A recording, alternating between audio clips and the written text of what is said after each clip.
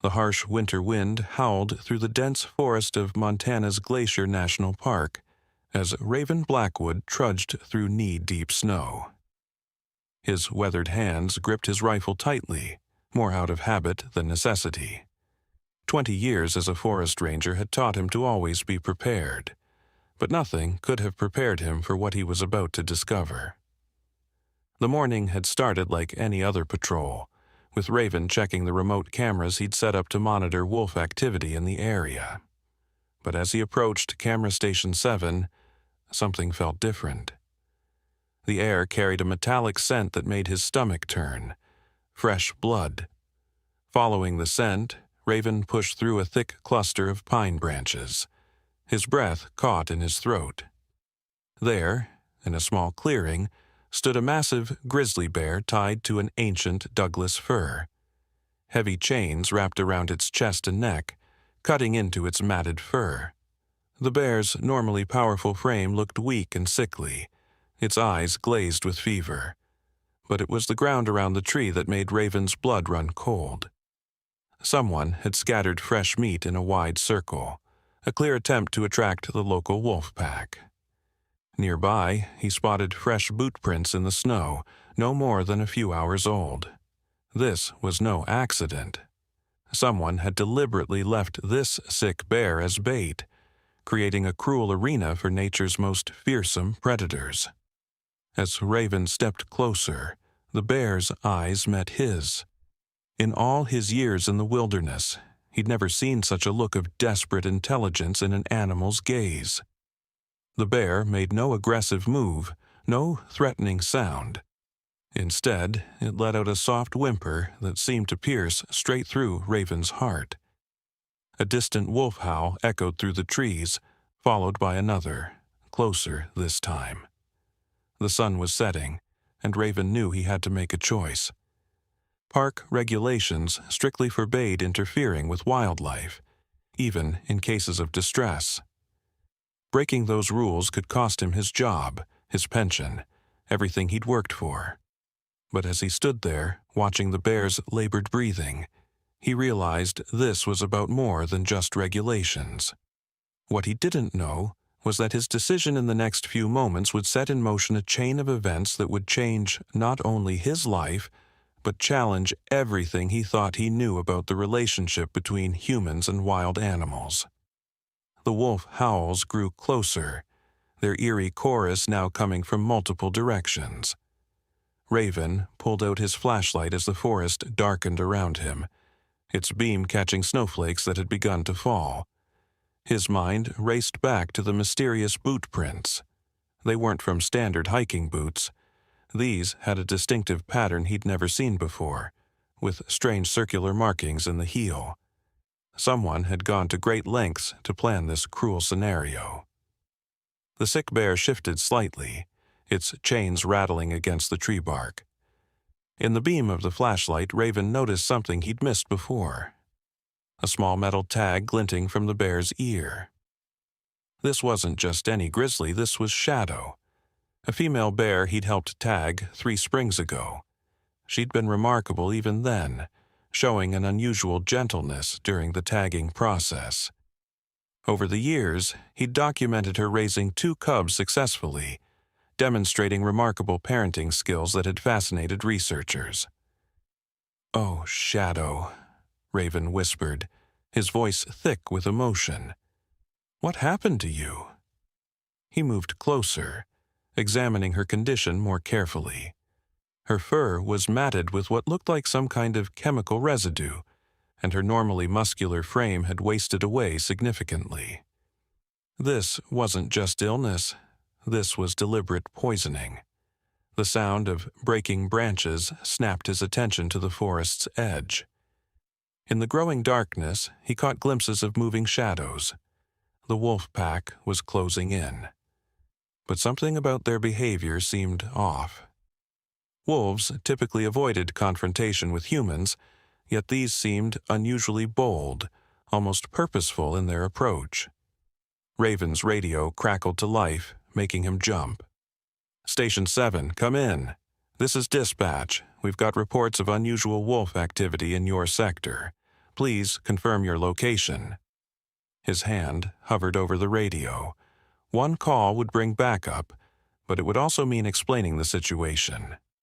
As he watched Shadow's labored breathing, he noticed something else. Fresh claw marks in the tree trunk above her chains. They weren't from her. They were too high, too deliberate.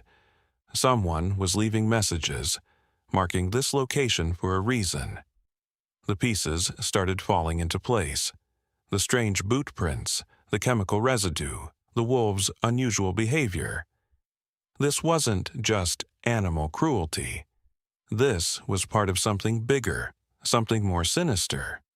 Shadow wasn't just a random target. She was chosen specifically, perhaps because of her documented gentle nature.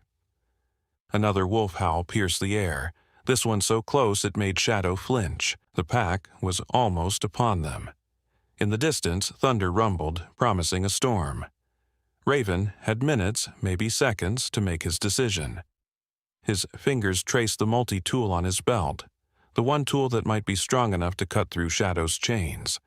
But using it would mean crossing a line he'd never crossed in his career. The radio crackled again, more urgently this time. "Station 7, please respond. We have multiple reports of wolf activity. Do you copy?" Shadow's eyes met his again, and in that moment, Raven saw something that shook him to his core. In her pain-filled gaze, he recognized not just suffering but trust. Despite everything humans had done to her, she was looking at him with an intelligence that seemed to understand he was her only hope. The decision crystallized in his mind with sudden clarity. 20 years of following rules melted away like snow in spring. Raven switched off his radio mid-crackle and pulled out his multi-tool. As he approached Shadow, he spoke softly, letting her grow accustomed to his presence. "Easy, girl. Easy now. I'm going to help you." The sound of movement in the underbrush grew closer. Yellow eyes glinted in the darkness. He counted 6 pairs. The wolf pack was larger than usual for this territory, and their behavior was becoming more aggressive by the minute. They were moving with an unnatural coordination, almost as if... A sharp crack echoed through the trees, like a branch breaking under heavy weight. But this sound came from above. Raven's flashlight beam shot upward, catching a glimpse of something that made his heart stop. A small black device attached to the tree trunk, well above Shadow's head. A camera. Someone was watching. Working faster now, Raven began sawing at the chains. His hands trembled from cold and adrenaline, but years of wilderness survival training kept him focused. Shadow remained eerily still, as if sensing the gravity of the moment. The only sound was her labored breathing and the scrape of metal against metal. The first chain snapped with a sharp ping that seemed to echo through the forest. The wolves responded with a chorus of growls, moving closer. Raven could smell them now, but something was off about their scent. Mixed with their wild musk was a chemical tang, similar to the residue in Shadow's fur. A memory surfaced from his training days. Stories of illegal wildlife trafficking rings using controlled predators to force bears into submission. The wolves weren't hunting naturally. They were being manipulated, perhaps with the same chemicals used on Shadow. The storm broke overhead with a deafening crack of thunder. Heavy snow began falling, cutting visibility to mere feet. Raven's fingers were going numb, but he kept working at the second chain. Shadow's breathing had become more rapid, her eyes darting between him and the approaching wolves. Suddenly, a new sound cut through the storm, the distinctive whop-whop-whop of helicopter blades. A powerful searchlight swept through the trees, casting wild shadows. The wolves scattered at the noise, but Raven knew they wouldn't go far. Not if they were being controlled. "This is Park Service Air Support," a voice boomed from above. "Ground unit, identify yourself immediately." Raven's heart pounded. The helicopter had to be responding to dispatch's unanswered calls. In minutes, the clearing would be swarming with rangers. They'd find him breaking protocol, interfering with wildlife, ignoring direct orders. But worse, whoever had set up this cruel experiment would see him through that camera, and something told him they weren't the type to leave witnesses. The second chain was halfway cut. Shadow had begun trembling. Whether from fear or the effects of the poison, he couldn't tell. The searchlight swept closer, and in its harsh glare, Raven noticed something that turned his blood to ice. Shadow's ear tag wasn't a standard research marker. Embedded in the metal was a tiny blinking light, barely visible. This wasn't just about animal cruelty or trafficking.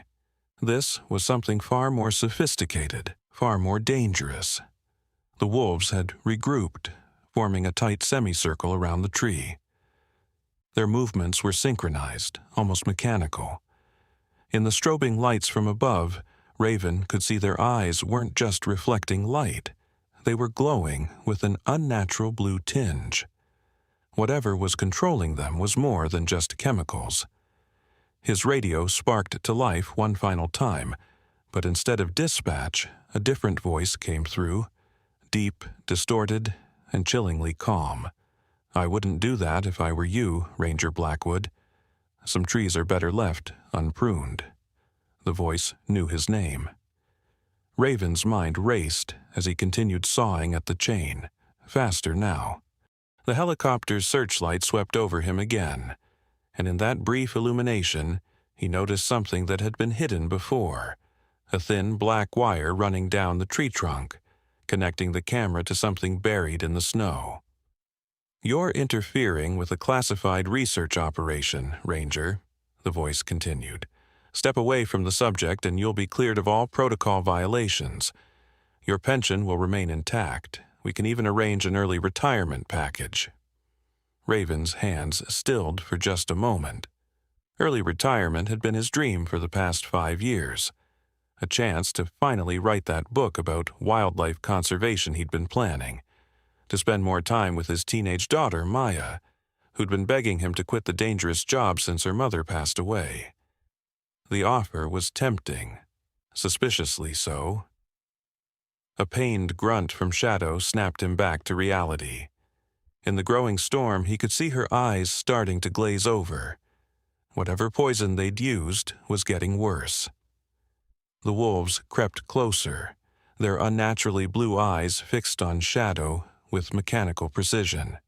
They moved like puppets on invisible strings, their natural pack behavior completely suppressed by whatever technology was controlling them. "Last warning, Ranger Blackwood," the voice crackled. "Think about Maya."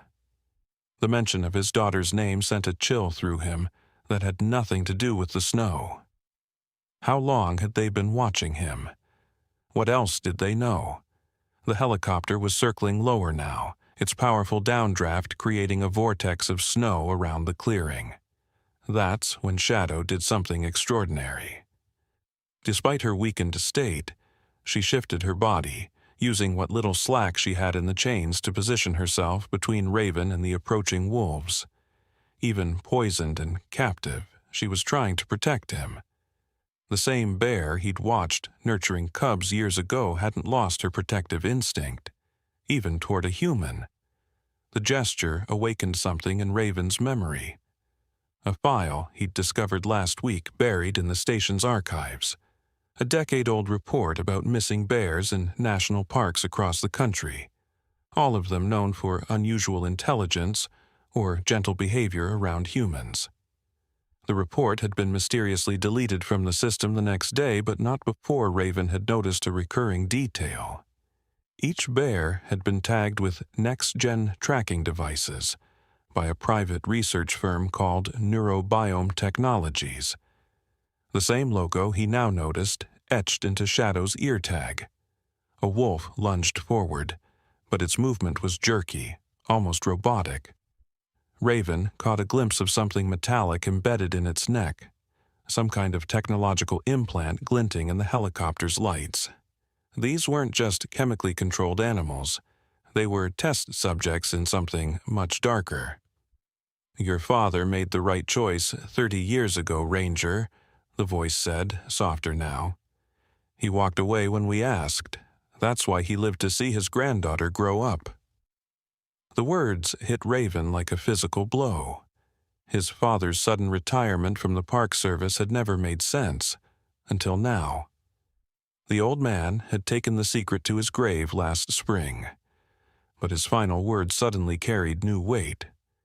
"Sometimes the kindest thing looks like betrayal, son."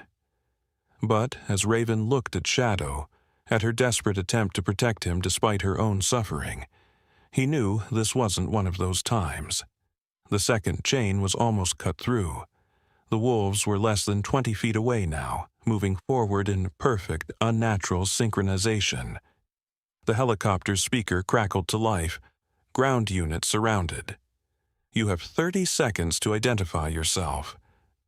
In the chaos of swirling snow and searching lights, Raven noticed something else. Shadow's eyes had locked onto something in the trees behind him. Following her gaze, he caught a flash of movement, a darker shadow against the white storm. For a moment, he thought it was another wolf, but the shape was wrong. It was tall, human, moving with deliberate purpose toward the buried end of the black wire. The voice on the radio had gone silent, but Raven could feel unseen eyes watching, calculating, deciding. His multi-tool bit deeper into the chain as the wolves took another synchronized step forward. Shadow's breathing had become shallow, her time running out. Whatever choice he was going to make, it had to be now. In that moment of desperate clarity, Raven remembered something else from his father's final days. A seemingly random comment about a hidden USB drive in his old service boots. Raven had found it but never plugged it in, respecting his father's privacy even after death. Now he realized it wasn't about privacy at all. It was insurance, protection, evidence of whatever his father had discovered about neurobiome 3 decades ago. The sound of gunfire intensified, but now Raven could distinguish 2 distinct groups, the military figures in the trees firing down, and Dr. Chen's resistance fighters returning fire from covered positions around the clearing's edge. "The USB drive your father left you." Dr. Chen's voice cut through the chaos, closer now. "It contains locations of 12 other testing sites across North America. Shadow isn't their only success story. There are others, wolves, bears, even mountain lions, all implanted with their neural tech. Some broke free of control like Shadow, others—" Her voice trailed off as another explosion lit up the night sky. Shadow suddenly pushed against Raven's side, forcing him to move just as a bullet struck the tree where he'd been standing. Her enhanced intelligence wasn't just about understanding. She could anticipate threats, calculate trajectories. The neural implant had given her mathematical precision on top of her natural instincts. Through the swirling snow, Raven caught glimpses of more animals emerging from the forest. But these moved differently from the controlled wolves. A massive elk with scarred flanks charged one of the military positions, its antlers catching moonlight and something else, tiny glints of metal that matched Shadow's implant. Behind it came 2 mountain lions moving in perfect coordination, their movements natural, but with an unmistakable strategic purpose. "They found each other," Dr. Chen explained, finally visible as she crouched behind a fallen log nearby. Her face was weathered but fierce, exactly as Raven remembered from his childhood visits to the research station. The animals who broke free of Neurobiome's control started communicating through their implants, forming their own network. They've been watching, planning, gathering intelligence. Shadow became their leader 6 months ago. The sound of approaching vehicles cut through the storm. Heavy engines, military grade. Neurobiome's reinforcements were coming. The wolves were beginning to stir, their implants flickering back to life with a different colored pulse. Purple now instead of blue. "They're switching to the emergency control frequency," Dr. Chen said urgently, pulling out a tablet covered in blinking data streams. "We can't block this one. Raven, you need to get Shadow out of here now. Take this." She handed him a small device that looked like a compass, but displayed unfamiliar symbols. "It'll lead you to a safe house. The resistance will meet you there." Shadow had other ideas. Instead of retreating, she moved to the center of the clearing and let out a roar that seemed to shake the very ground. The sound carried something else, a subsonic pulse that made Raven's fillings vibrate. The wolves' implants stuttered, and the approaching vehicle's engines suddenly died. "Impossible," Dr. Chen whispered, staring at her tablet. "She's not just blocking their signal. She's broadcasting her own. She's actually hacked their neural network." The wolves rose as one, but their movements were different now, fluid, natural, wild. Their eyes had lost the artificial glow. Behind them, more animals emerged from the darkness. Bears, mountain lions, wolves, even a pair of wolverines. All moved with purpose, all bearing the telltale glint of neural implants, all now free of Neurobiome's control. Through his scope, Raven caught sight of something that made his blood run cold. The military figures were rappelling down from the trees, but in the chaos of swirling snow and shadows, their movements looked wrong. Jerky, mechanical, synchronized. When one's mask was blown off by the wind, Raven saw not human skin, but a metallic sheen. "Dear God," Dr. Chen breathed. "They're not just controlling animals. Those aren't human soldiers, they're androids. Neurobiome isn't just a wildlife research company. They're developing autonomous weapons. The animal control technology was just a test run." Shadow's roar changed pitch, becoming more focused, directional. The android soldiers began to twitch and spark, their coordinated movements deteriorating. She wasn't just fighting their control of animals. She was turning their own technology against them. A new sound cut through the storm, rhythmic thumping that made Raven's chest vibrate. Military helicopters, at least 3, maybe more. But these weren't Park Service or even standard military. Their sleek shapes were unlike anything he'd ever seen, and they moved with the same mechanical precision as the android soldiers. "We've got incoming," a resistance fighter shouted. "Multiple bogies heavily armed." Shadow turned to Raven, and in her eyes he saw something that transcended mere intelligence or survival instinct. There was determination there, and something else. A request. She looked pointedly at his radio, then at the approaching helicopters, then back at him. "The neural network," Dr. Chen said suddenly, understanding dawning on her face. "Your radio frequency, if we boost it through Shadow's implant, combine it with her blocking signal." She began typing frantically on her tablet. It could create a cascading failure in their entire system. But the power surge would likely fry every implant in range, including... She didn't need to finish. Including Shadow's.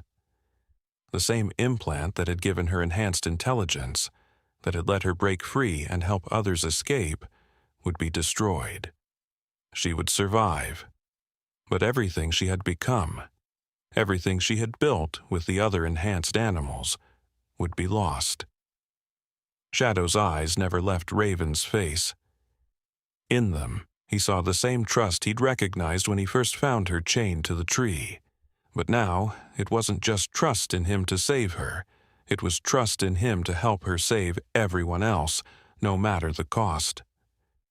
Time seemed to slow as memories flooded Raven's mind. His father's last words about the USB drive, The missing bear's report, Dr. Chen's disappearance, Shadow protecting her cubs all those years ago. Every piece had been leading to this moment, this choice. The military helicopters were closing in, their rotors throwing up clouds of snow that turned the clearing into a whiteout. Through the chaos, Raven caught glimpses of more android soldiers deploying from rappel lines, their movements becoming more erratic as Shadow's signal interfered with their control systems. "Multiple targets detected," came a mechanical voice from the nearest android, engaging lethal protocols. Its faceplate slid back to reveal not just optical sensors, but what looked like a neural implant system far more advanced than those used on the animals. These weren't just remote-controlled robots. They were fully autonomous combat units using the same technology that had enhanced Shadow's intelligence. "The implant technology was never meant for animals," Dr. Chen shouted over the growing chaos, her fingers flying over her tablet. "It was military tech from the start, but something went wrong. Or right, depending on how you look at it. The animals developed a type of collective consciousness through the neural network. They became more than the sum of their parts. Shadow discovered she could share not just thoughts, but experiences, emotions, memories with others in the network. That's what scared Neurobiome. They couldn't control what the animals were becoming. A massive explosion rocked the clearing as one of the resistance fighters launched a shoulder-mounted missile at the nearest helicopter. The aircraft's defensive systems kicked in, some kind of energy shield that deflected the projectile into the trees. Advanced tech, decades ahead of anything that should exist.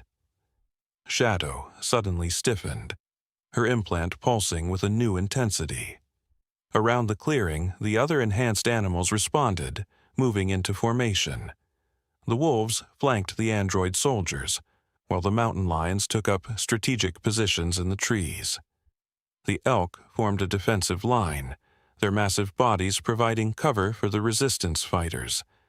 It wasn't just coordinated movement, it was complex military strategy. "They're accessing the androids' tactical databases through the neural network," Dr. Chen explained, amazement in her voice. "Shadow's not just blocking their control signals. She's learning their combat protocols in real time and sharing them with the others, but—" She checked her tablet, face grim. "The power drain is massive. Her implant is already starting to deteriorate." As if to confirm this, Shadow swayed slightly, her breathing becoming labored. Yet she maintained her position, maintained the signal that was holding back the full force of Neurobiome's assault. Through their shared connection, the other enhanced animals showed signs of distress, feeling her struggle.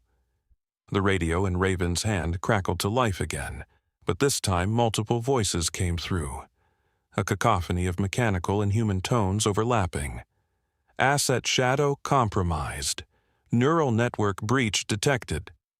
Project Alpha compromised. Initiate Protocol Omega. Eliminate all witnesses."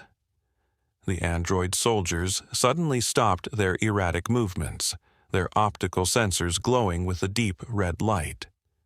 Whatever was happening, Shadow's interference was failing. "They're activating their fail-safe protocol," Dr. Chen warned, her voice tight with fear.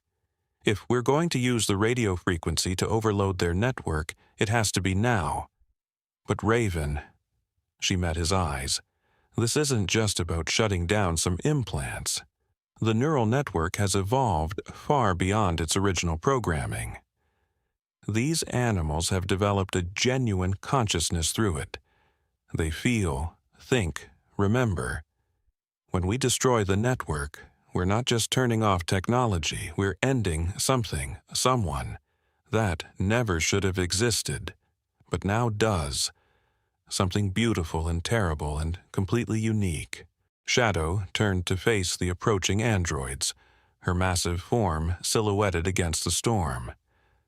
Around her, the other enhanced animals took up defensive positions, but their movements were different now. More natural, more instinctive. They were preparing to fight not as controlled units, but as wild creatures protecting their family. Neural network breach at 80%, the mechanical voice announced. Termination sequence initiated. The implants are failing, Dr. Chen warned, checking her readings. The network can't handle this level of data transfer much longer. Whatever we're going to do, it has to be now. But Shadow had one final message to share through the neural link. As Raven raised the radio, preparing to trigger the overload that would destroy the network, her translated voice filled his mind with an unexpected warmth. We were an experiment that became an evolution, a mistake that became a miracle. What we created together, this bridge between species, this sharing of souls, it can't be destroyed by shutting down some technology. The connections we've made, the understanding we've gained, it's part of us now. Part of our wild hearts, our natural instincts. We'll remember, even when the implants are gone. And maybe, someday, humans will be ready to remember with us. The android soldiers opened fire, their energy weapons cutting through the swirling snow with deadly precision. The military helicopters descended, their advanced targeting systems locking onto every living thing in the clearing. But in that moment, as chaos erupted around them, Raven saw something extraordinary in Shadow's eyes. Not fear, not resignation, but a fierce joy. She had achieved something far beyond what her creators had intended. She had turned a weapon into a wonder, a control system into a connection that transcended species. A barrage of energy beams cut through the clearing, forcing everyone to take cover. The android soldiers advanced methodically, their movements perfectly synchronized as they established a kill box around the area. Above, the military helicopters deployed what looked like smaller drone units, each armed with the same advanced weaponry as their parent craft. Neural network breach at 90%, the mechanical voice announced, initiating final containment protocol. But something was happening to the enhanced animals. As Shadow's consciousness continued to flow through the network, their movements began to change. The wolves no longer moved with military precision, but with their natural pack instincts. Only now, those instincts were enhanced by a deeper understanding, a shared wisdom that transcended their technological augmentations. The mountain lions split into hunting pairs, using ancient predator tactics refined by generations of shared experience.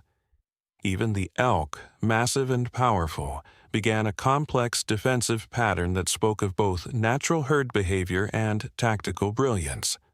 "Look at this," Dr. Chen breathed, her tablet displaying cascading waves of neural activity. The network isn't just copying their consciousness, it's integrating with their natural intelligence. Even after we destroy the implants, they'll retain this new level of awareness. Not as technology, but as an evolution of their wild nature. Through the radio, Shadow's translated voice continued, growing stronger despite the failing implants. "We were meant to be their weapons, but we became something they feared more, a bridge between worlds.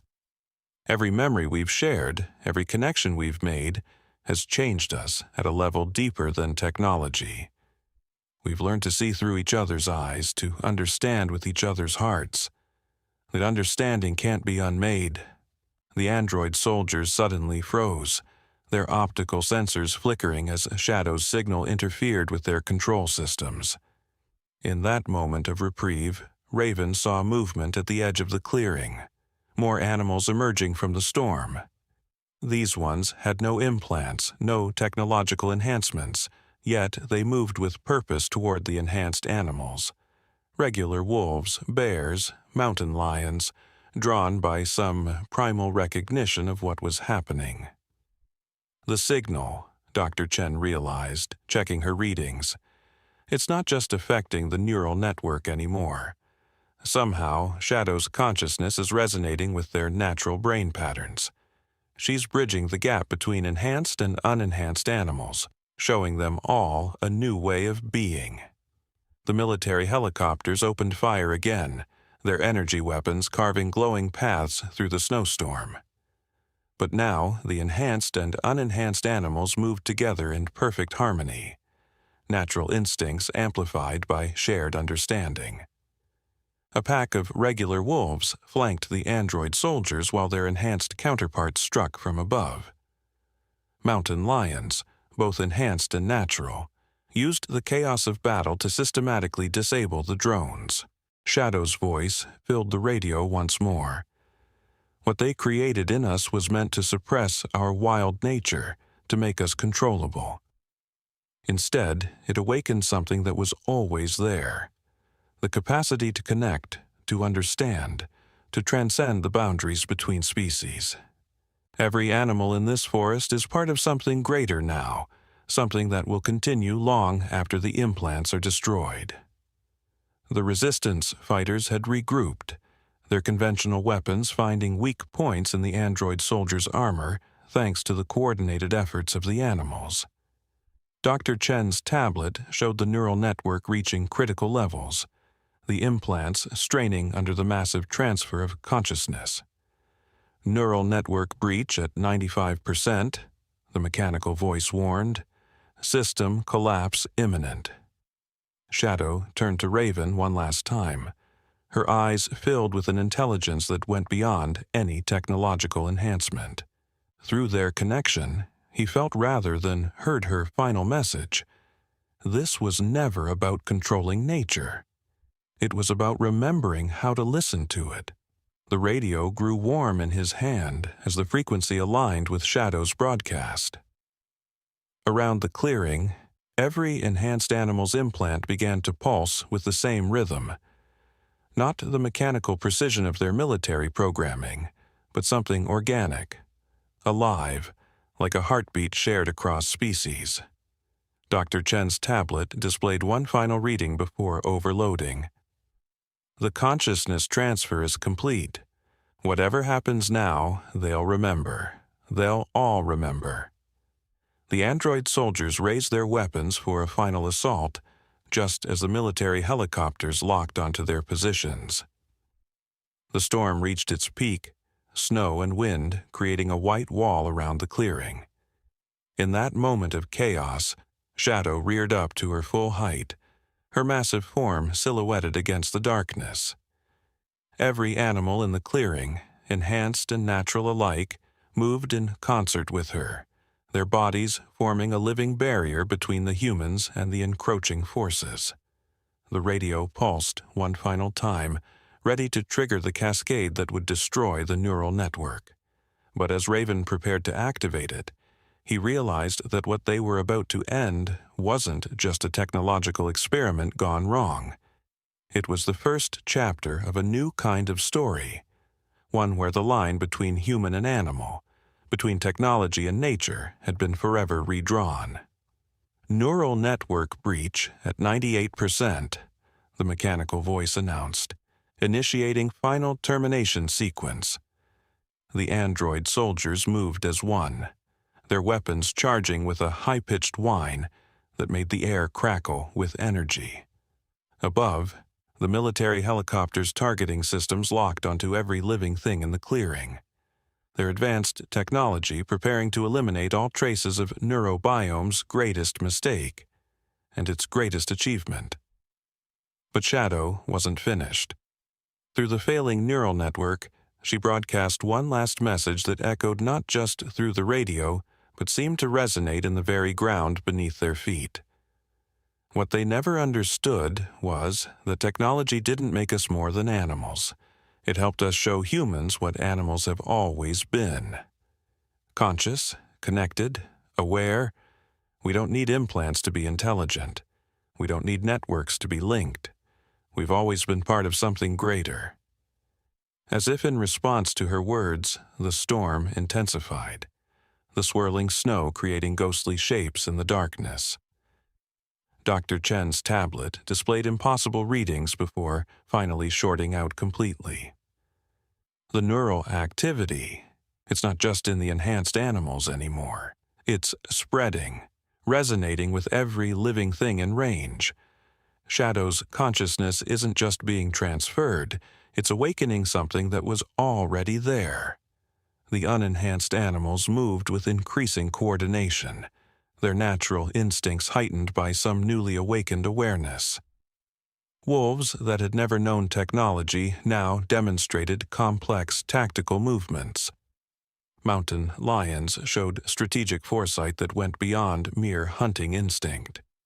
Even the smallest creatures, ravens circling above, foxes darting through the underbrush, seemed to move with new purpose. "They're remembering," Dr. Chen whispered in awe. "Not just Shadow's transferred memories, but something older, something buried in their own wild nature that we humans forgot how to see." The android soldiers opened fire, their energy weapons cutting through the storm. But the animals, enhanced and natural alike, moved as if they could anticipate every shot. The resistance fighters, following their lead, found themselves moving in perfect synchronization with their wild allies. It wasn't just cooperation. It was a kind of harmony that transcended species. Shadow's voice filled the radio one last time, but now it seemed to carry echoes of something ancient and powerful. "The network gave us words, gave us ways to share our thoughts in human terms, but we've always had our own language, our own wisdom. What happens here tonight isn't an ending, it's a remembering, a return to what was always possible." The military helicopters descended, their weapons charged to maximum power. The android soldiers formed a final firing line. The neural network reached critical levels, the implants beginning to spark and smoke. "Now, Raven," Dr. Chen called out. "The network can't handle anymore, it has to be now." But Shadow had one final gift to share. As Raven's finger touched the radio's transmit button, she reared up and roared. Not the digitally enhanced roar of her implant, but something deeper, more primal. Every animal in the clearing, enhanced and natural, added their voices to hers. The sound seemed to shake the very air, creating harmonics that made the android soldiers' systems crash and the helicopter's targeting computers malfunction. In that moment of chaos, Raven pressed the button.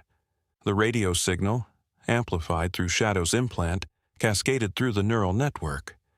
Energy crackled between the enhanced animals as their implants overloaded. The android soldiers collapsed, their advanced AI systems fried by the feedback loop. The military helicopters spun out of control, their weapons powering down. But something else was happening too. As the technology failed, as the implants went dark one by one, the connection didn't break. The unenhanced animals continued moving in concert with their enhanced companions.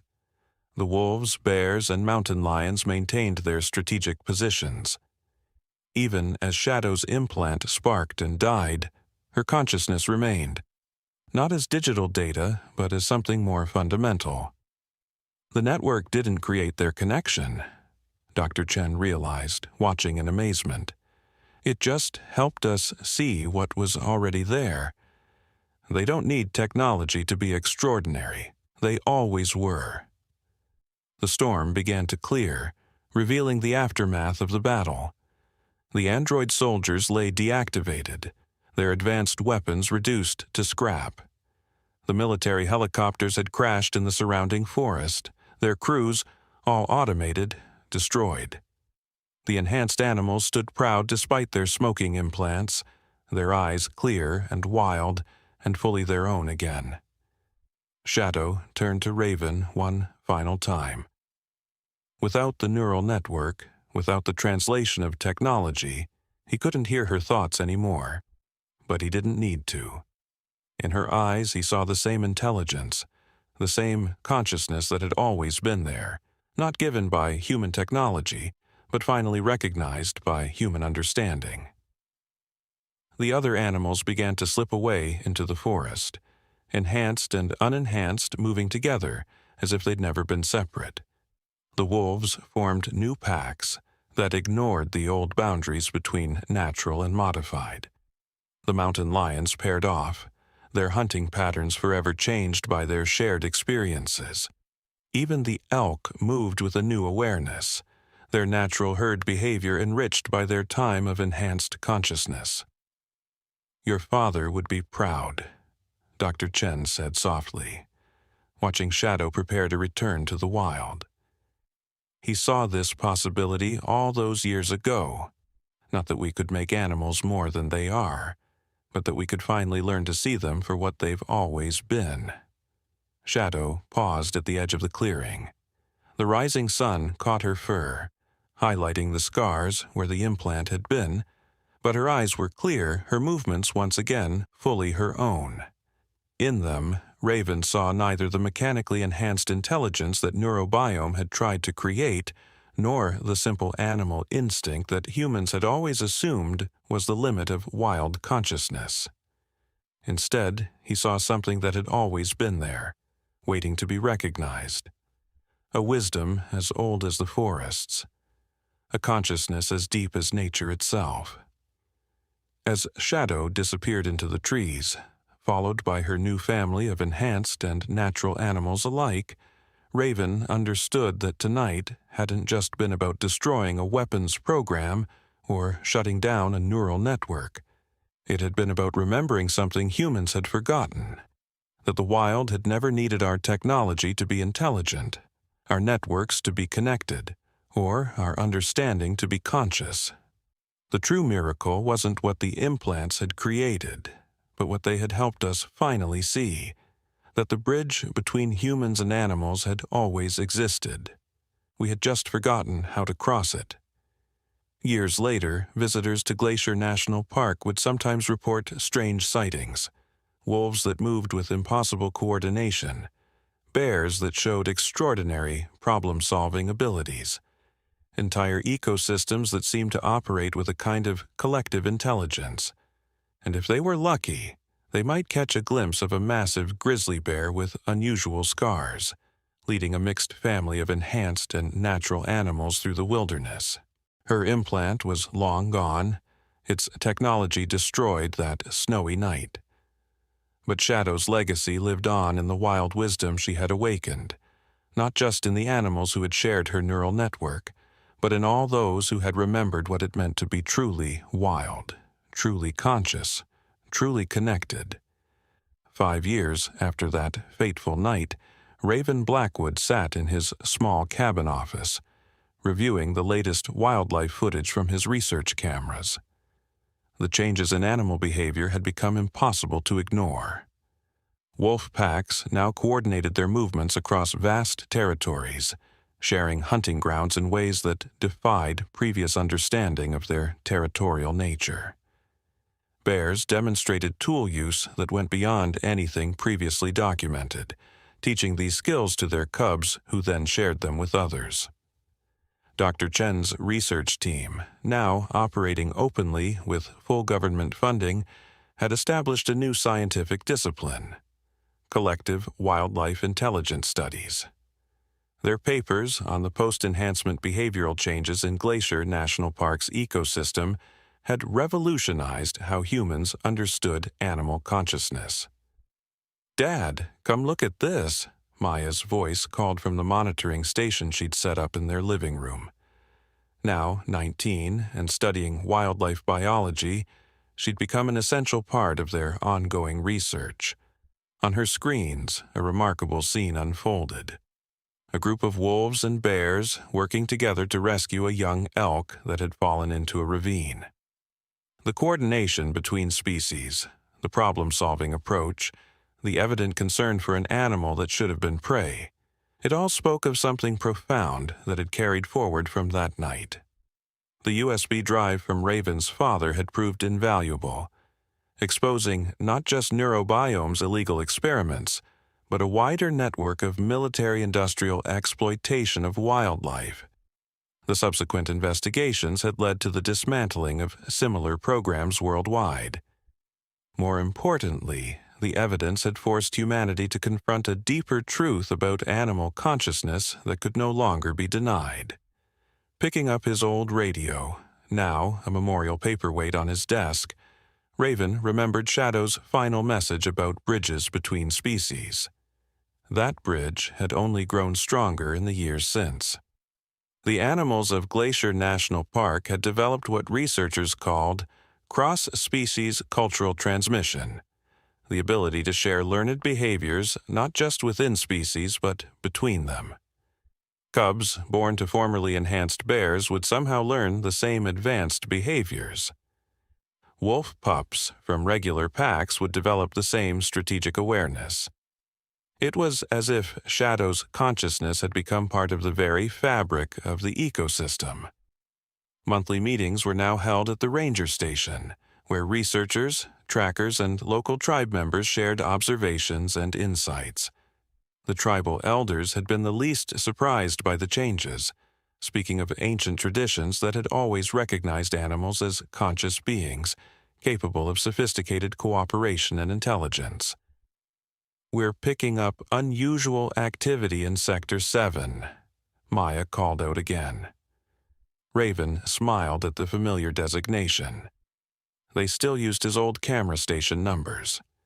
Moving to join his daughter, he watched the feeds. Shadow's distinctive form appeared on the screen, leading a mixed group of animals through the spring snow.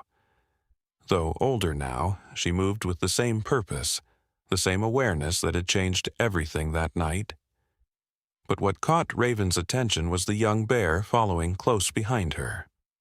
Born to a natural mother but clearly learning from Shadow, the cub demonstrated the same gentle intelligence, the same capacity for cross-species communication that had once required technological enhancement. Nature, it seemed, had found a way to preserve and pass on what technology had awakened. Dr. Chen's latest research suggested that the enhanced animals hadn't just passed on memories through the neural network that night. They had somehow activated dormant capabilities in their unenhanced companions, awakening a potential that had always existed in their wild DNA. Each generation since had demonstrated increasing signs of these capabilities, leading to what she called evolutionary acceleration through conscious adaptation. The military hardware from that night had been collected and stored in secure facilities, its advanced technology now being studied for peaceful applications. The android soldiers, when examined, had revealed surprising links to ancient research on animal consciousness, as if their creators had been trying to replicate in machines what they had discovered in enhanced animals. A knock at the cabin door interrupted Raven's thoughts. It was one of the new junior rangers, looking somewhat awestruck. "Sir, we've got visitors from the International Wildlife Intelligence Committee. They're here about the cross-species education program." The program had been Maya's idea, using the extraordinary developments in Glacier National Park to change how rangers and wildlife managers were trained worldwide. Instead of learning to manage animals as resources, they would learn to collaborate with them as conscious partners in ecosystem preservation. As Raven prepared to meet the committee members, he paused by his office window. In the distance, he could see Shadow's group moving along their usual patrol route. Other animals in their path would stop, observe, learn, not through any technological interface, but through a form of communication that humans were only beginning to understand. The old radio on his desk caught the morning light, its scarred surface a reminder of that crucial moment when technology had been sacrificed to preserve something far more valuable. Humanity had tried to force evolution through neural implants and control systems, only to discover that nature had its own path to consciousness and connection. Shadow's final gift hadn't been the destruction of Neurobiome's weapons program or the exposure of their illegal experiments. It had been showing humans that the wild had never needed our technology to be extraordinary. The animals had always possessed these capabilities: the awareness, the intelligence, the capacity for cooperation across species. They had simply been waiting for humans to evolve enough to recognize it. As Maya excitedly shared her latest research findings with the visiting committee, Raven watched Shadow's group disappear into the tree line. The morning sun caught the silver in her fur, highlighting the scars where the implant had been. But it was her eyes that still commanded attention, wild and free, yet carrying an ancient wisdom that technology had helped unveil but had never created. The true revolution hadn't been in the neural network or the enhanced consciousness it had temporarily created. It had been in the moment humans finally learned to see what had always been there, hidden in plain sight in the wild hearts and minds of the creatures who shared our world. Shadow's legacy lived on not in any technological advancement, but in the renewed connection between species, a bridge rebuilt between the human and animal worlds that never should have been broken in the first place. 10 years after that night, the changes had spread far beyond Glacier National Park. Similar phenomena began appearing in wildlife populations across the continent, then the world. From the wolf packs of Yellowstone to the elephant herds of Africa, animals were demonstrating levels of intelligence and cooperation that forced humanity to completely rethink its relationship with the natural world. Maya Blackwood, now doctor. Blackwood had established the International Center for Interspecies Communication. The center's headquarters, built on the edge of Glacier National Park, had been designed with input from studying how the enhanced and natural animals had modified their own environments. The building itself was a testament to the new partnership between humans and wildlife. Open corridors allowing animals to move freely through parts of the facility, observation areas designed to be non-intrusive, and research spaces that doubled as wildlife rehabilitation centers. The most remarkable thing, Maya explained to a group of visiting scientists, isn't just the intelligence they're showing, it's how they're choosing to interact with us. She gestured to the live feeds showing various sites around the world. In India, tigers were actively helping forest rangers patrol against poachers. In the Pacific, pods of whales were guiding ships away from dangerous storms. In the Amazon, entire ecosystems were reorganizing themselves to be more resilient against climate change. Raven, now the senior wildlife advisor for a coalition of national parks, spent most of his time traveling between these sites, documenting the changes and helping implement new conservation approaches. But he always returned to Glacier, to the place where it had all started, where Shadow still roamed with her ever-growing family of enhanced and natural animals. The old USB drive from his father had yielded more than just evidence against neurobiome. Hidden in encrypted files were decades of research into animal consciousness, including studies that had been suppressed because they challenged fundamental assumptions about human uniqueness. This data, combined with the ongoing observations of post-enhancement animal behavior, had led to the creation of the Wildlife Intelligence Rights Accord, the first international treaty to recognize animals as conscious, intelligent beings, deserving of legal protection. Dr. Chen, though retired from active research, still consulted on special cases. Her groundbreaking paper, The Shadow Effect, Technological Enhancement as a Catalyst for Natural Evolution, had become the foundation for a new understanding of consciousness itself. She had proven that the neural network, while destroyed, had somehow activated latent capabilities in the animal's natural neural structures, capabilities that were now being passed down genetically. "Watch this," Maya said, drawing attention to a particular monitor. The feed showed a young grizzly bear, one of Shadow's great-grandchildren, using a complex series of gestures to communicate with a wolf pack. The wolves, none of them descended from enhanced animals, responded with perfect understanding. More remarkably, a group of nearby ravens seemed to be observing and learning from the interaction. "They're teaching each other," a visiting researcher observed in awe. "Not just within species, but across them. It's like they've developed their own universal language. The implications went far beyond wildlife conservation. The ability of formerly enhanced animals to pass on their increased intelligence to unenhanced offspring had revolutionary implications for understanding consciousness, learning, and evolution itself. Some scientists theorized that the neural network hadn't just enhanced the animals. It had awakened something that had been dormant in all living things, a potential for connection and consciousness that humans had forgotten how to access. Shadow's impact on human society had been equally profound. The exposure of Neurobiome's experiments had led to a complete overhaul of how technology was developed and tested. The Android Soldier program, once examined, had revealed that its creators had been trying to replicate the natural intelligence they'd observed in enhanced animals, but their attempt to control and weaponize it had been their fundamental mistake. Instead, a new field of biomimetic technology had emerged, learning from rather than trying to control natural intelligence.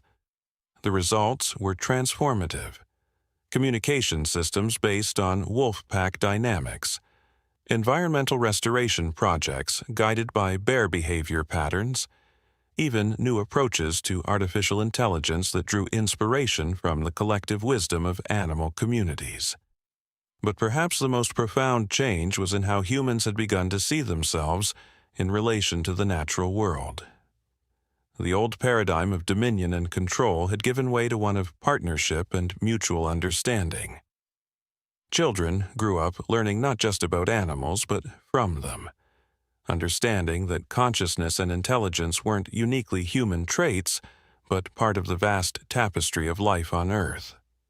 As the sun set over Glacier National Park, Raven stood with his daughter at their old observation point. Shadow appeared at the tree line, her fur now more silver than brown, but her movements still purposeful, her eyes still bright with that same extraordinary awareness. Behind her came members of her extended family, bears, wolves, mountain lions, all moving together with a coordination that spoke of something deeper than mere coexistence. "You know what amazes me most?" Maya said softly, watching the group move through the gathering dusk. "Not that they learned to be more like us, but that they helped us remember how to be more like them. Connected, aware, part of something bigger than ourselves." Shadow paused at the edge of the clearing, looking directly at them. In her eyes, Raven saw the same intelligence, the same consciousness he'd recognized that snowy night so many years ago. But now, he understood that the technology hadn't given her these qualities. It had simply helped humans learn to see what had always been there. As Shadow disappeared into the growing darkness with her family, Raven thought about the night he'd found her chained to that tree. Neurobiome had tried to create weapons, to force evolution through technology and control. Instead, they had inadvertently opened a door that could never be closed, not to artificial enhancement, but to the recognition of a natural intelligence that had existed all along. The true miracle wasn't that animals could be made more intelligent through technology. It was that humans had finally learned to be intelligent enough to recognize the consciousness that had always existed in the wild hearts around them. Shadow's legacy wasn't just in the changed behavior of the animals or the advanced understanding of scientists. It was in the restored connection between species, in the rebuilt bridge between worlds that had never truly been separate. As father and daughter walked back to the research center, a wolf's howl echoed through the valley.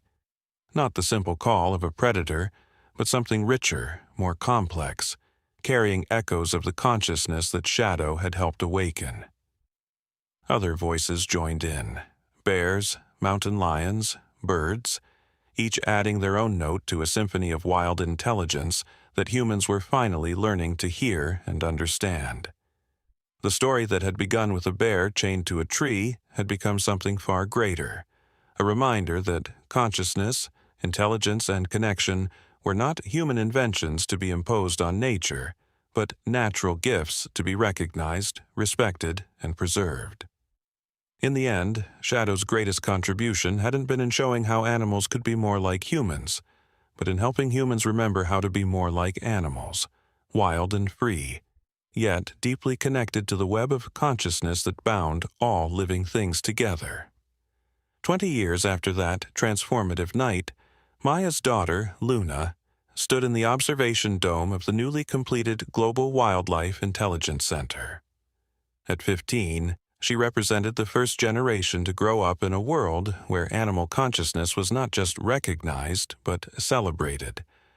The dome's transparent walls offered a 360-degree view of Glacier National Park, now the epicenter of what scientists called the consciousness revolution.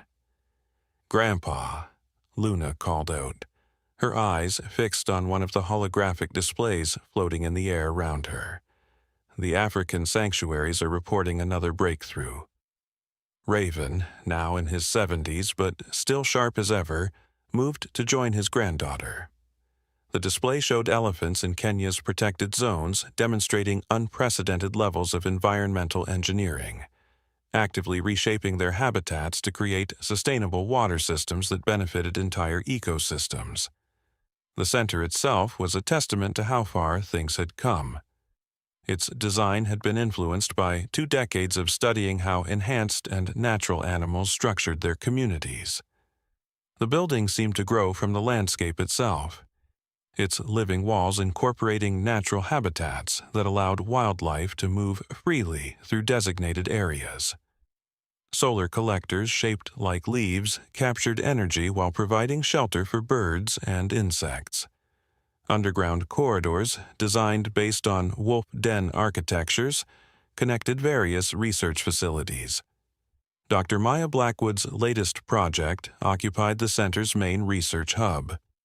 The Interspecies Communication Network, or ICN, was mapping the complex ways animals shared information across species and continents.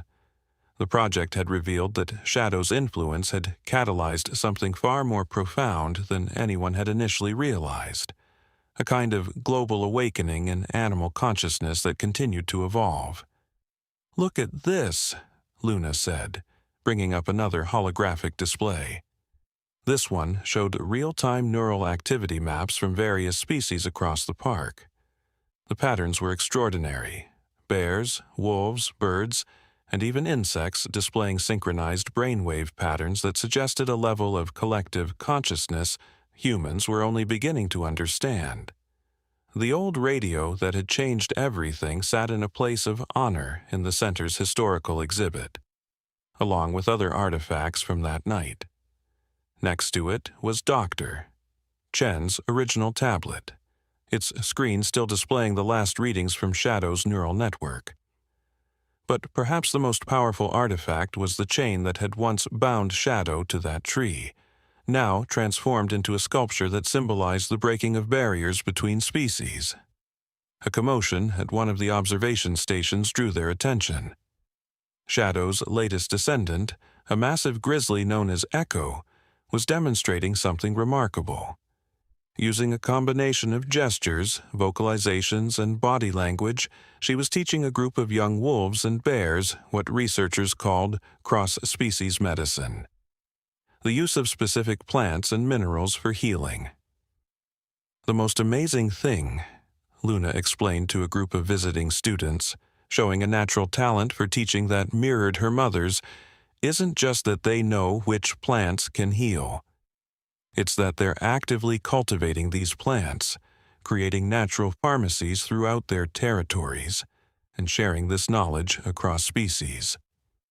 The USB drive that had started it all had yielded one final secret just a few years ago: hidden files that suggested Raven's father and his colleagues had discovered similar instances of advanced animal consciousness decades earlier.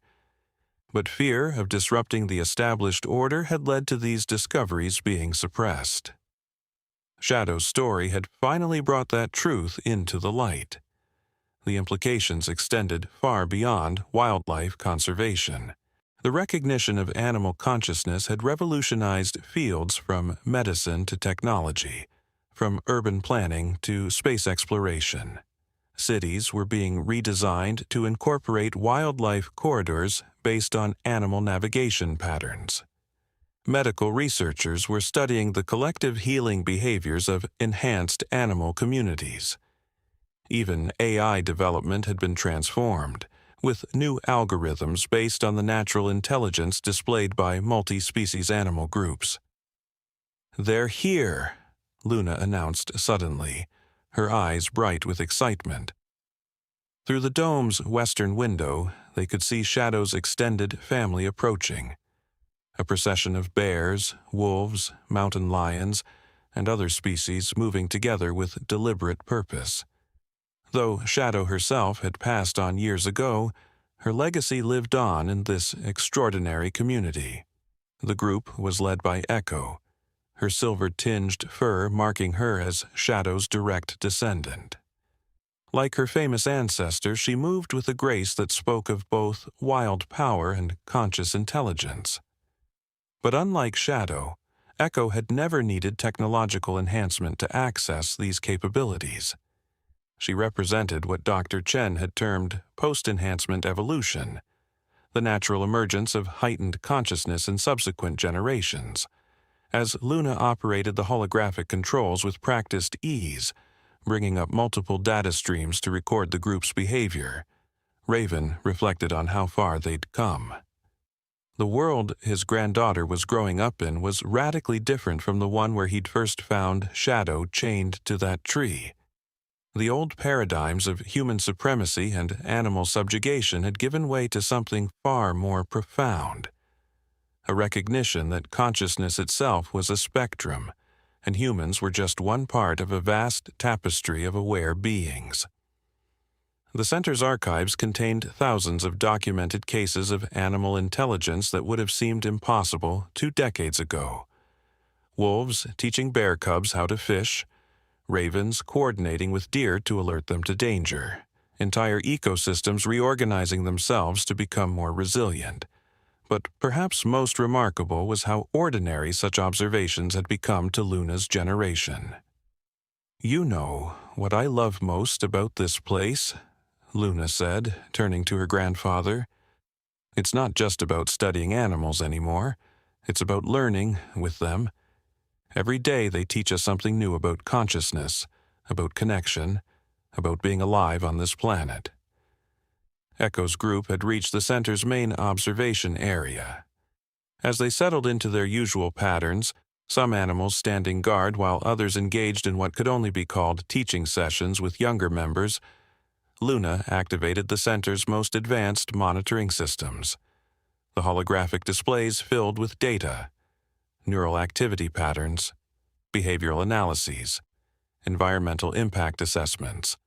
But beyond the scientific measurements, beyond the data and research, there was something more fundamental happening. The barrier between human and animal consciousness that Shadow had first helped break down was continuing to dissolve. Each new generation, both human and animal, seemed to be born with a greater capacity for cross-species understanding. As the sun set over Glacier National Park, casting long shadows across the landscape that had witnessed this extraordinary transformation, Raven thought about the chain of events that had brought them here. What had started as one man's choice to help one bear had triggered a cascade of changes that continued to reshape the world. The night sky above the dome filled with stars, and somewhere in the distance, a wolf's howl echoed through the valleys. Other voices joined in: bears, mountain lions, coyotes, creating a symphony of wild consciousness that humans were finally learning to hear, not as noise, but as conversation.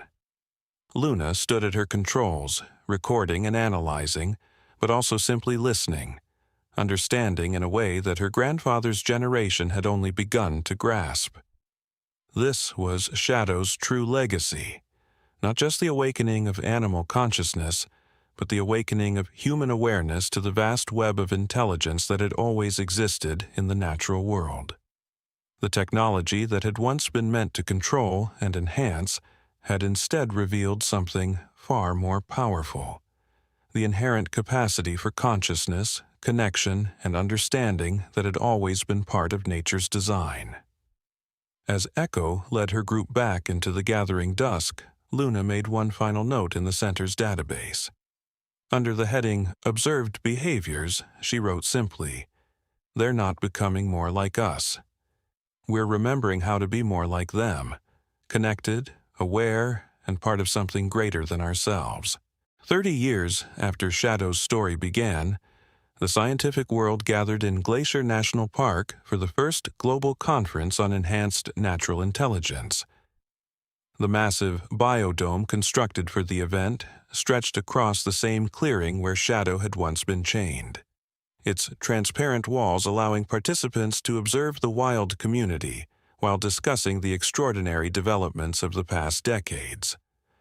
Dr. Maya Blackwood, now Director of the United Nations Wildlife Intelligence Commission, stood at the podium addressing scientists, researchers, and wildlife experts from every corner of the globe. Behind her, holographic displays showed live feeds from research sites worldwide. Dolphins in the Pacific teaching their unenhanced cousins complex problem-solving techniques. Elephants in Africa developing sophisticated environmental restoration strategies, and even previously solitary species forming unprecedented cooperative communities. The neural inheritance theory, Maya explained, gesturing to complex data streams floating in the air around her, suggests that Shadow's enhanced consciousness didn't just transfer to her immediate companions that night. It triggered what we now call the cascading awareness effect, a fundamental shift in how animal consciousness expresses itself across generations and species. Luna, now heading the center's Youth Research Division, brought up a new set of holographic displays. These showed the latest breakthrough: real-time neural mapping of cross-species communication networks. The patterns were astounding. Intricate webs of consciousness linking not just individual animals but entire ecosystems. "What we're seeing," Luna continued, taking over from her mother, "isn't just learned behavior being passed down. It's an entirely new form of consciousness emergence. The enhanced intelligence that Shadow received through technology has somehow become encoded into the natural development of multiple species. But more than that, it's evolving, growing more sophisticated with each generation." The evidence was undeniable. Around the world, animals were displaying levels of intelligence and cooperation that went far beyond their enhanced ancestors. Species that had never been part of the original neural network were spontaneously developing similar capabilities. It was as if Shadow's awakened consciousness had become a catalyst for unlocking potential that had always existed in nature. In the medical wing of the center, Dr. Chen's protégé, Dr. Sarah Runningwolf, was making equally groundbreaking discoveries. Her team had identified what they called consciousness proteins, molecular structures that seemed to facilitate the transmission of enhanced cognitive abilities from one generation to the next. The most remarkable aspect, Dr. Runningwolf explained to a group of visiting neuroscientists, is that these proteins aren't new mutations. They've always been present in animal neural structures. Something about Shadow's enhanced consciousness activated them, and now they're self-propagating across species barriers in ways we never thought possible. The implications extended far beyond animal behavior. The discovery of these consciousness proteins had revolutionized human medicine, leading to breakthrough treatments for neurological conditions. Studying how enhanced animals transmitted complex information across species had transformed our understanding of human learning and memory.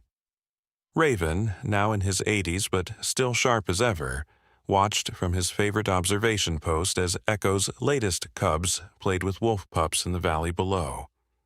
Their interactions showed a sophistication that even Shadow hadn't displayed. Not just cooperation, but what appeared to be active teaching and cultural transmission between species. "Remember when we thought we were the only ones capable of abstract thought?" he mused to his great-granddaughter, Aurora, who at 7 years old represented the newest generation of wildlife researchers. She sat, perched on his knee, carefully documenting the animal's behavior on her junior researcher's tablet. The old USB drive that had started it all had been officially declared a World Heritage Artifact, its contents now freely available in the center's public archives. But the most valuable data hadn't been in the files. It had been in what Shadow and her descendants had taught humanity about the true nature of consciousness itself. The Global Wildlife Intelligence Network, spanning every continent and major ecosystem, had revealed patterns that challenged the very foundations of evolutionary theory. Animals weren't just adapting to their environments. They were actively shaping them with a level of foresight and planning that suggested a form of collective intelligence humans were only beginning to understand. In the rainforests of South America, formerly endangered species were making unprecedented recoveries, guided by the enhanced awareness that had spread through their populations. In the oceans, whale pods were coordinating global migrations in ways that optimized marine ecosystem health. Even in urban areas, wildlife was displaying remarkable adaptation and problem-solving abilities, finding new ways to coexist with human civilization. The center's newest initiative, championed by Luna and supported by a worldwide coalition of research institutions, was perhaps the most ambitious yet: the Interspecies Cultural Heritage Project. Its goal was to document and preserve the unique traditions, behaviors, and knowledge systems that were emerging in animal communities around the world. "We're not just observing them anymore," Luna explained during an evening symposium. "We're learning to be students of their wisdom." The enhanced consciousness that Shadow helped unlock isn't just about intelligence. It's about a different way of being in the world, a different way of understanding our place in the web of life. As if to emphasize her point, Echo appeared at the edge of the biodome, accompanied by an extraordinary gathering of animals. Bears, wolves, mountain lions, and dozens of other species moved together in what researchers now recognized as a complex social ritual. Their movements, their vocalizations, their very presence spoke of a consciousness that defied traditional scientific categories. The latest neural scans, displayed in real time on the biodome's walls, showed something remarkable. When these different species came together, their brainwave patterns synchronized in ways that suggested a level of shared consciousness humans had once thought impossible. But more than that, the scans showed these patterns extending into the surrounding ecosystem. Plants, insects, even the soil itself seemed to pulse with a subtle resonance. Shadow didn't just show us that animals could be more intelligent, Maya reflected, watching the displays with her daughter and granddaughter. She showed us that consciousness itself is more vast, more connected, more extraordinary than we ever imagined. We thought we were giving them something with our technology, but really, we were just finally learning to see what had been there all along. Aurora, recording everything with the passionate attention only a 7-year-old could muster, looked up from her tablet. "But Grandma," she asked, "if the animals were always this smart, why didn't we see it before?" The question hung in the air as Echo's group began what researchers now called a wisdom-sharing session. Different species taking turns demonstrating skills and behaviors to the younger members of their extended family. The sight of bears teaching wolves, wolves teaching mountain lions, and all of them learning from each other had become normal to Aurora's generation, but it still filled the older researchers with awe. "Sometimes," Maya answered, watching a young bear cub carefully mimicking the gentle gestures of a wolf elder. "We can only see what we're ready to understand." Shadow didn't just break free from those chains that night. She helped break the chains in our own minds, the ones that kept us from seeing the true nature of consciousness in the world around us. As the sun set over Glacier National Park, casting long shadows across the landscape that had witnessed this extraordinary transformation, the assembled scientists and researchers fell silent. In the gathering dusk, Echo led her mixed family of species in what appeared to be a new behavior, one not yet documented in the center's extensive databases. The animals arranged themselves in a complex geometric pattern, their movements synchronized with a precision that spoke of deep understanding. As they settled, their combined breath seemed to create a harmony that resonated through the biodome. The neural scanning equipment recorded unprecedented levels of synchronized brain activity, not just between the animals but extending out into the surrounding environment. "They're not just communicating," Luna whispered, studying the readings. "They're creating something together, a kind of shared consciousness that includes all of us, the whole ecosystem." In that moment, as human technology recorded this extraordinary demonstration of natural intelligence, the true magnitude of Shadow's legacy became clear. She hadn't just been a bear who gained enhanced consciousness through technology. She had been a pioneer who helped humanity recognize the vast web of consciousness that had always existed in nature, a web that humans were finally learning to see, to study, and to join. The chains that had once bound Shadow to a tree had long since been transformed into a symbol of liberation.